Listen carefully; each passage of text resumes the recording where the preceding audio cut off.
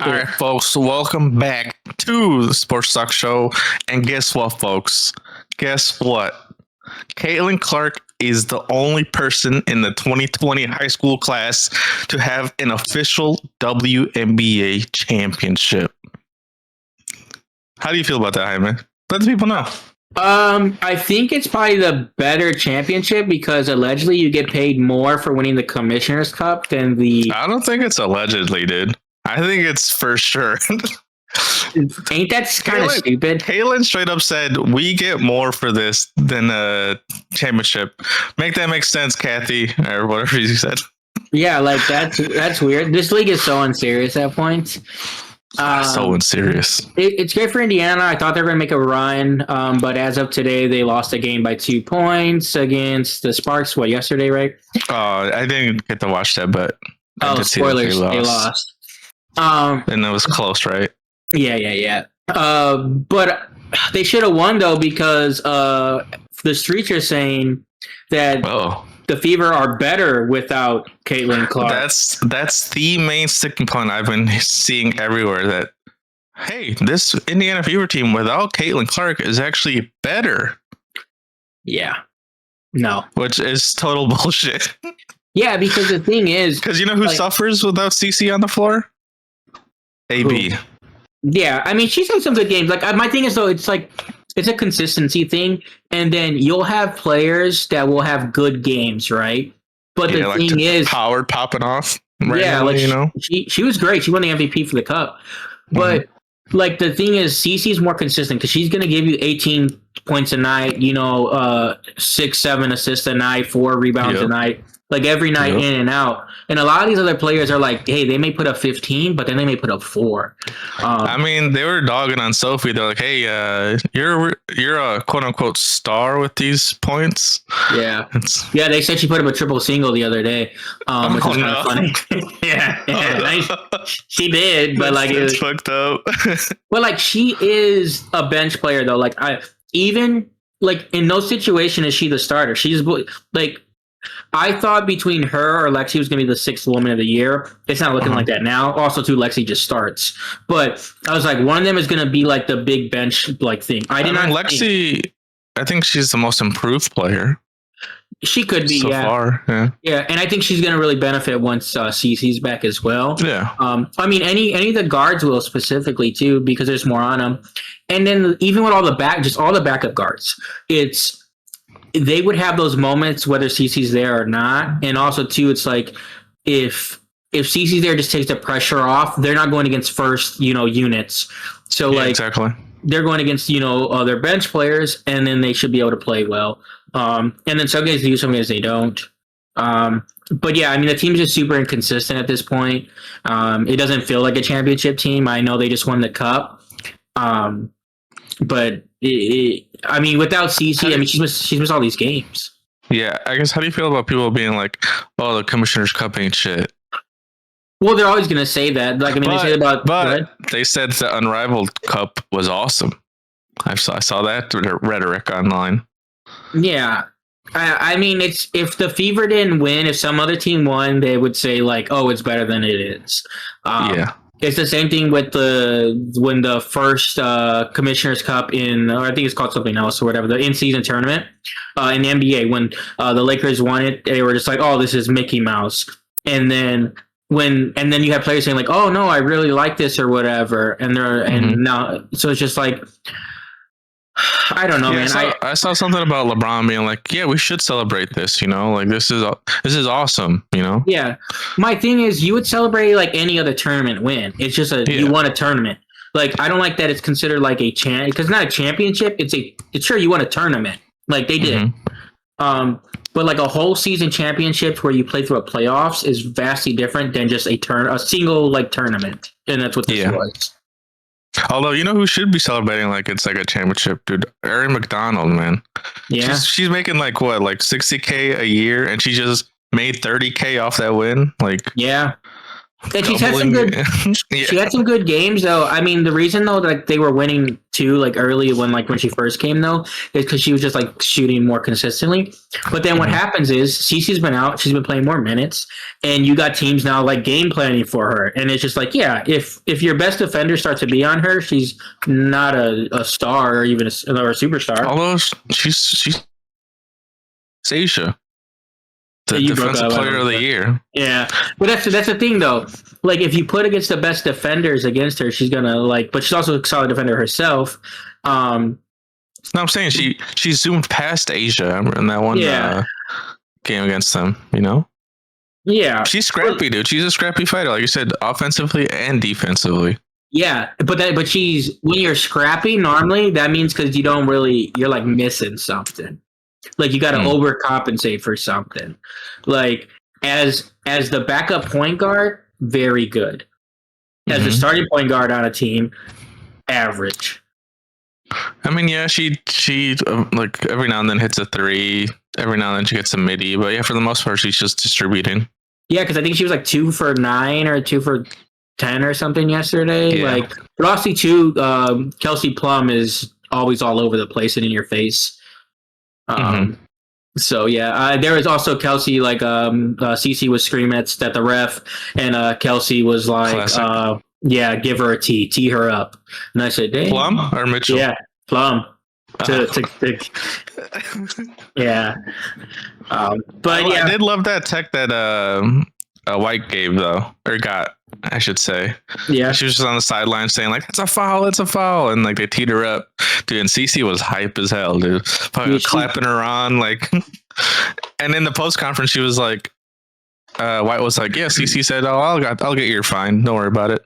Yeah, Cece's so good at collecting fines for people and getting paid, you know. But a lot of them are like, I'll pay the $400. Like it's so ridiculous. Hey, come on, dude! It's not $400, dude. Yeah, dude. What are you talking about? Those fines be like under $1,000. Nah, it's like $1,000, dude. Come on. No. You gotta darn near kill someone to get $1,000. You're telling me that Centil 2 was like, oh, they got fined $40. That's like pretty close. It's pretty close. No, they're legitimately like, I think it's like $400 fines. Dead serious. I'm not even no cap. Damn. You figure the people that are, dude, $400 out of your game check is a lot when you're only making $60,000 a year. I guess, yeah, you're right. Yeah. Like that's a lot of money. Like it's not like they're multimillionaires where they're gonna get, oh yeah, we're gonna fine you $100,000. You're like, that's fine. I make $3 million a game. Like these women ain't making $3 million in their career. No. And then you know what else I found out recently? So like you know how Stewie and Fee are like the unrivaled founders or whatever? Correct. They're also part of that WNPA, the Players Association. Yeah. Which is a conflict of interest. And someone brought up that. They're like, I was like, how can they go into these negotiations in good faith, knowing that if the W locks out, their league benefits? Yeah, so because their argument is, it's during the off season, it's 2 different styles of basketball.